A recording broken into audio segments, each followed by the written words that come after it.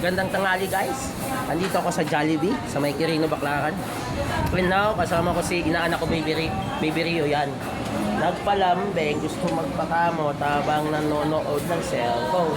Ay Kuya Rio, naanak ko to kay Ricky Fukumoto na Salto say nauna na sa taas. So, yung mama niya na lang ang nag-aalaga sa kanya tsaka yung mga kaibigan niya. And syempre, kasama naman ako doon pag nandun ako sa kanila. Pero ang bahay kasi nila ngayon is Quezon City kasi andyang malayo.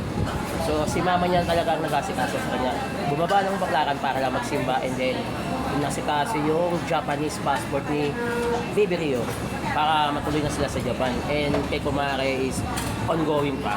Pero for sure, 95% matatapos na and then hopefully makuha nila yung deserve nila, lalo sa Japan, lalo si Baby Rio kasi kailangan yun.